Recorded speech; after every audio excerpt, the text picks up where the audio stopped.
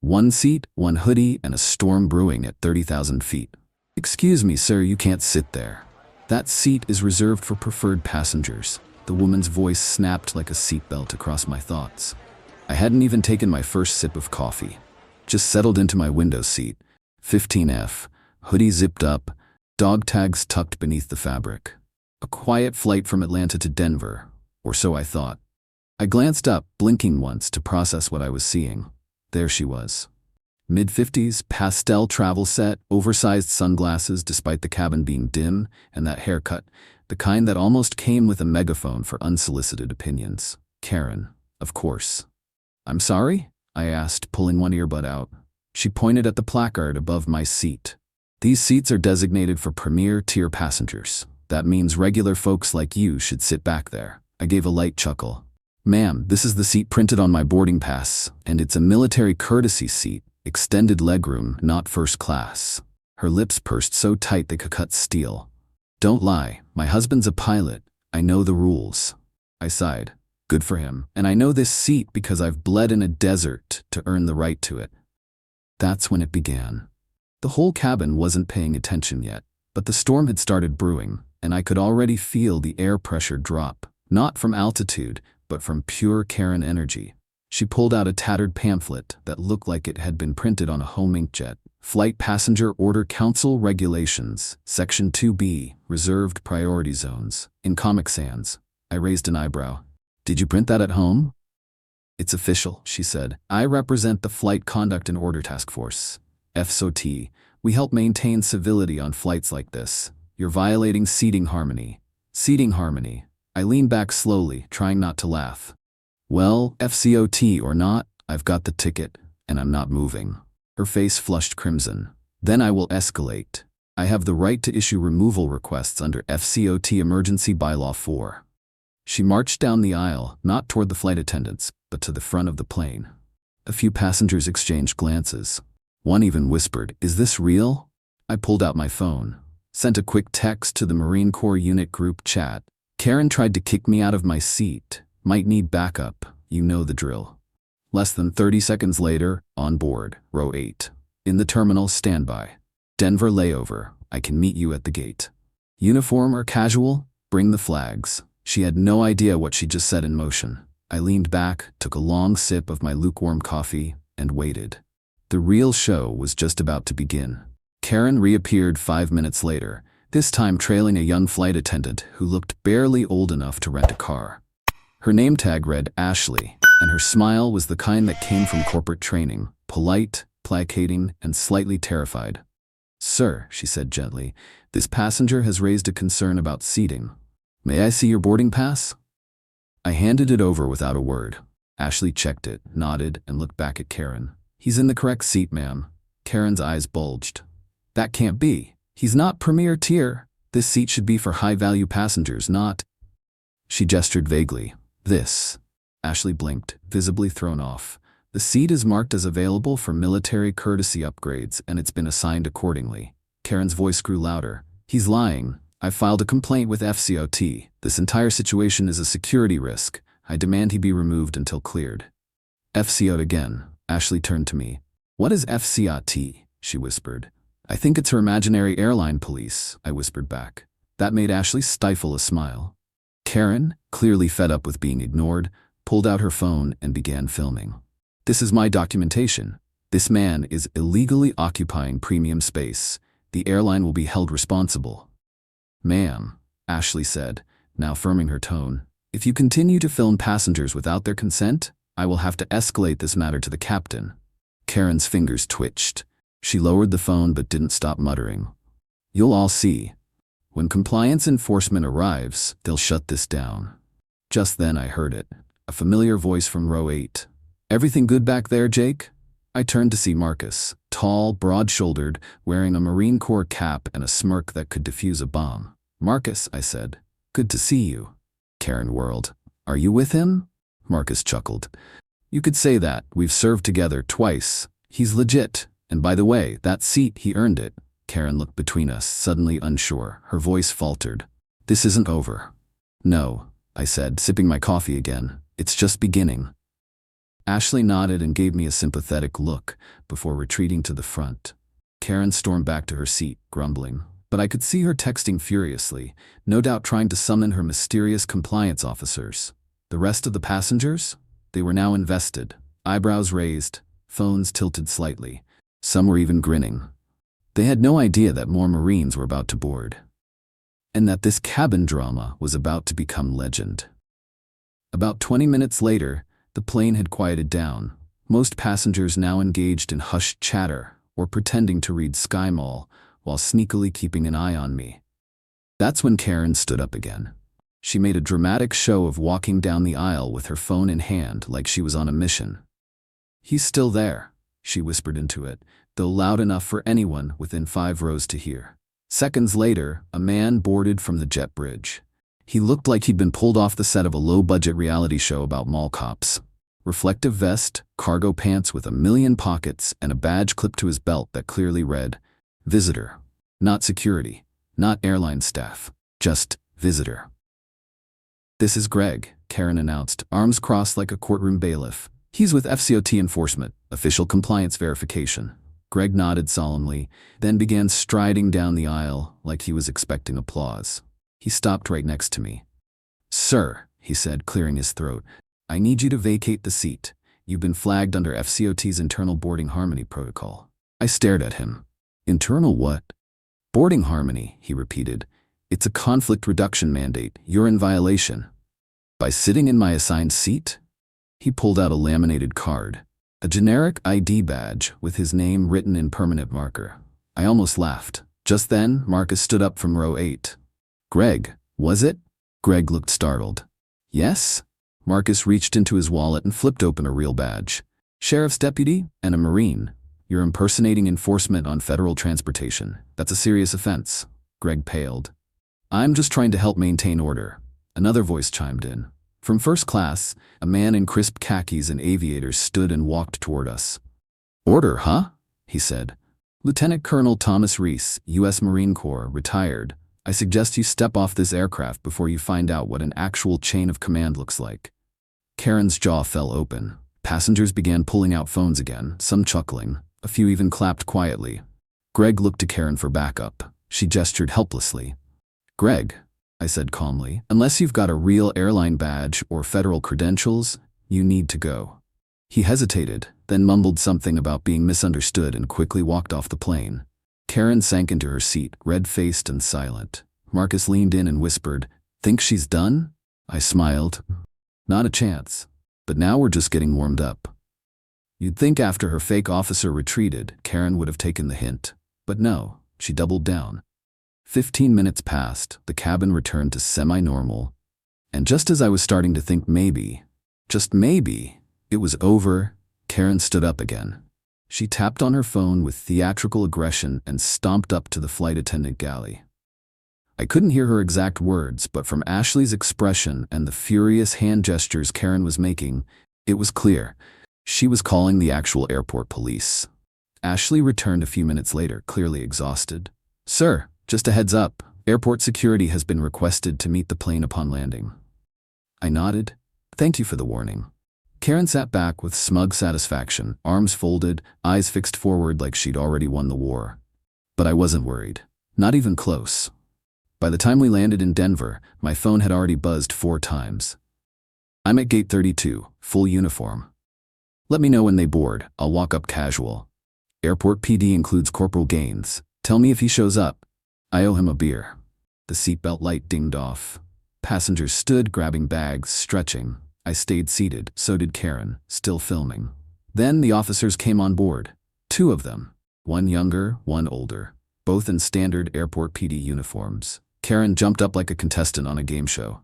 "There!" she barked. "That's him. He's the one who refused to move and then staged a coordinated uniformed intimidation tactic." The younger officer moved to speak to me, but the older one tilted his head. "Jake?" he asked. I looked up, then smiled. "Ryan?" We shook hands, a solid, respectful shake that carried a decade of history. Ryan turned to his partner and said, "We served together, Fallujah." Karen's mouth opened, but no sound came out. Ryan turned to her and spoke with the calm of someone who dealt with real emergencies. "Ma'am, I've reviewed the situation. This man is not in violation of any airline or legal policy. He's a decorated Marine, occupying a military courtesy seat. And based on multiple passenger statements, you've been causing repeated disruptions. Karen tried to protest, but Ryan cut her off gently. If you continue this behavior, we will need to escort you off the premises. That includes potential placement on the no-fly list for passenger harassment. The entire cabin had gone silent. Phones were recording again. Even the pilots were watching from the cockpit. Karen slowly sat down, defeated. Ryan looked at me, then gave a nod. Still drinking your coffee like it's a battlefield strategy? I grinned. Some things never change. He patted my shoulder. You handled this right, brother. As he turned to leave, Marcus leaned in again and said, That was Ryan Gaines? Dude saved my butt in '08. I leaned back and smiled. Karen picked the wrong seat on the wrong day, surrounded by the wrong Marines.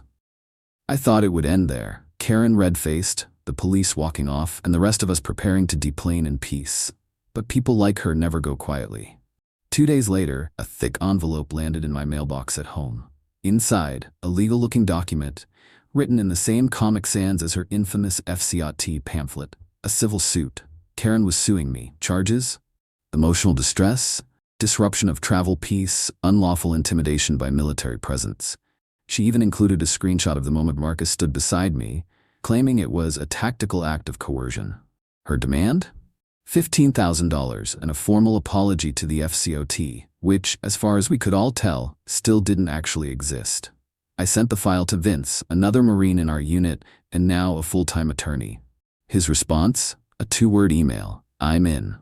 Within 24 hours, Vince had drafted a motion to dismiss, attached footage from the flight, thank you Tyler for recording half the drama on a GoPro, and even pulled passenger statements from 5 witnesses who offered to testify. Karen's complaint was tossed out before it could even see a courtroom. But that wasn't the end. Not for us. The video footage, pieced together by Tyler with military precision, had quietly gone viral. One Reddit thread turned into 10. Then it hit Twitter. Then the local news. Former Marine stands his ground against airborne entitlement, read one headline. Another one called us the Coffee Platoon. And then something amazing happened. A local veterans organization reached out and asked if we'd speak at an event for Memorial Day. Not about combat. Not about war. About unity. About respect. About standing up with calm and dignity. That day, before we stepped on stage, Marcus handed me a folded Marine Corps flag. You started this with a hoodie and a cup of coffee, he said. Let's finish it with something that lasts. We raised that flag together, in front of a crowd that had no idea how a petty seat dispute turned into a community movement. But it had. And from that moment, people started calling it something we never expected. The flight that built a porch in the sky. Not because of where we sat, but because of what we stood for. As for Karen? Well, let's just say her legal career has been strangely quiet since. And that, my friends, is how one seat, one hoodie, and one bad decision led to the most unexpected mission of brotherhood I've ever been part of. Mission complete. Semper Fi. You'd think after the lawsuit got tossed, Karen would fade into the background like a bad in-flight movie. But her silence only confirmed one thing. She'd finally run out of ammo. And that meant we could finally breathe and build. That's when Marcus pitched the idea in our group chat. Why don't we turn this mess into something that actually helps people? At first, I thought he meant a blog post or maybe a podcast interview. But no, he was thinking bigger. Let's start a movement, he typed. For respect. For vets. For anyone who's ever been pushed out of their seat by someone yelling louder.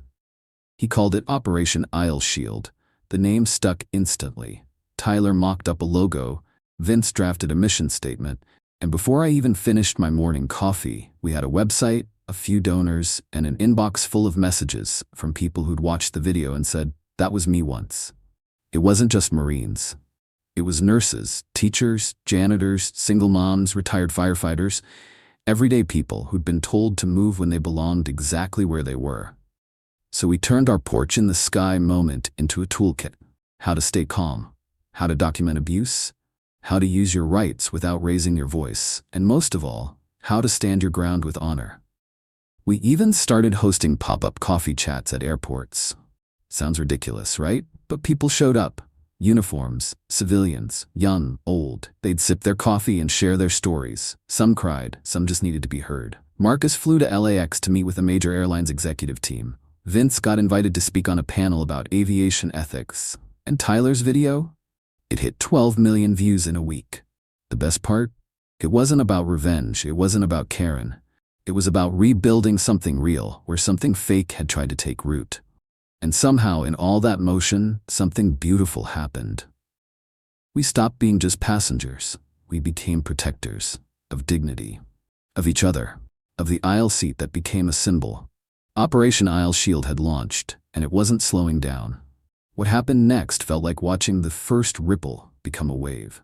Within days of launching Operation Aisle Shield, news outlets from Denver to DC were calling. Morning talk shows, veteran advocacy networks, even a podcast hosted by a former airline CEO wanted in. And while we were getting flooded with invitations, something else was happening too. Change. 2 airlines quietly updated their training manuals to include a new section on military courtesy policies. One airport launched a Calm Authority initiative based on our toolkit, and a congressional aide reached out to Vince about a possible veterans' passenger rights bill. Everywhere we looked, something small had shifted. And Karen? Oh, Karen was still around. Screenshots started popping up in our inbox. Blurry photos of her arguing with store managers, getting into spats on Facebook community groups, even trying to restart the infamous FT on Reddit. But no one was biting anymore. The power she once thought she had, the clipboard, the tone, the bark, it didn't work when the truth had already made its rounds. Her kingdom had collapsed, not in fire, but in silence. And now she was just a footnote. The real story was bigger than her. We got invited to a school where a group of teens had created a civics project inspired by Operation Aisle Shield. They called it Sit with Honor. They built their own flag, their own code of conduct, and handed out coffee every Friday morning to teachers and custodians. That moment hit me harder than all the headlines combined. Because when kids start mimicking not the outrage, but the dignity, that's when you know you've built something real. Marcus said it best. Karen tried to start an HOA in the sky. We gave the world a landing strip for respect. And as more stories poured in, people standing up, standing firm, and standing together, I realized this wasn't just our story anymore. It was everybody's. It's been months now. The headlines have faded, the hashtags have stopped trending, even the emails have slowed down. But every so often, when I board a flight and take that window seat, usually with a black coffee in one hand and my dog tags resting against my chest, I catch someone looking, not judging, just recognizing. They nod. Sometimes they whisper, "Thanks for what you did." Sometimes they just smile and move on. And that's enough, because what we did wasn't just about calling out a Karen. It wasn't just about defending a seat. It was about proving that quiet strength can roar when it needs to. That respect doesn't need a badge or a title. It just needs someone willing to hold the line when it matters. The seat I once defended with words and patience has become something else now. A symbol. A quiet monument to the idea that dignity isn't granted, it's claimed. And sometimes the bravest thing you can do is stay exactly where you are. Operation Aisle Shield continues. New faces have joined. Old friends still show up. And I've learned that there's a porch on every plane, a battle behind every silence, and a story waiting in every aisle. So if you ever find yourself facing down a fake authority, a loud voice trying to rewrite the rules, or a clipboard masquerading as law, remember this: you're not alone. There's a whole row of Marines just behind you. Semper Fi. Always faithful. Always flying forward. If this story moved you, even just a little, don't forget to subscribe. We share stories that matter. About courage, about dignity, about what it means to stand your ground with honor.